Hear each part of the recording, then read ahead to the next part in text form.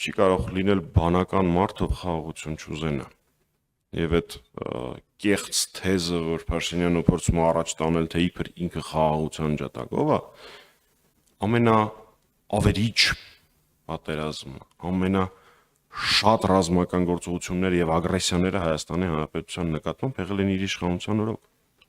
Ինչ խաղաղություն։ 1. Երկրորդ, խաղաղությունը որևէ երաշխիք, բացի նրանից, որ առևտուր կանենք լավ կլինի, չունի։ Իսկ Ադրբեջանային երկիրը չի, որին փորձես զսպել հայտարարություններով կամ առևտրով։ Աշխարհում այս պահին ընթացող ամենամեծ ռազմական կոնֆլիկտը, համ միջազգայինորեն ճանաչված սահմաններ էր առկա, համ խորագույն տնտեսական կապեր էին առկա, երկրներից մեկը մյուսի համար հանդիսանում էր էներգակիրների տրանզիտային երկիր,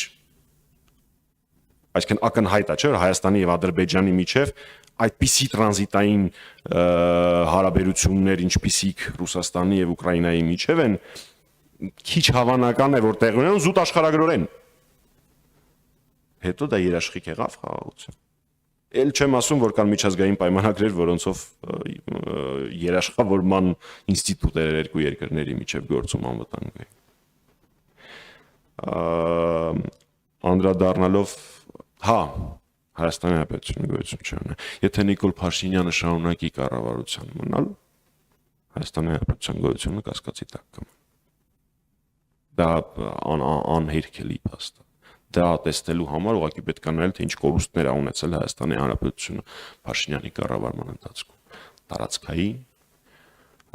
աշխարհաքաղաքական եւ այլն։ Անդրադառնալով նրան, թե ինչ է Հայաստանը տվել կամ Ադրբեջանի որ պահանջներն են կատարվել։ Եկեք միասին փորձենք վերլուծել։ Մենք ոչ մի դեպքում սահմանադրությունը Ադրբեջանի պահանջով չենք փոխելու։ Մենք դա կանենք մեր որոշումով, լավ հեքիաթ է, չէ՞։ Մենք ոչ մի դեպքում միջանցք չենք տալու, բայց փաստացի հիմա բանակցային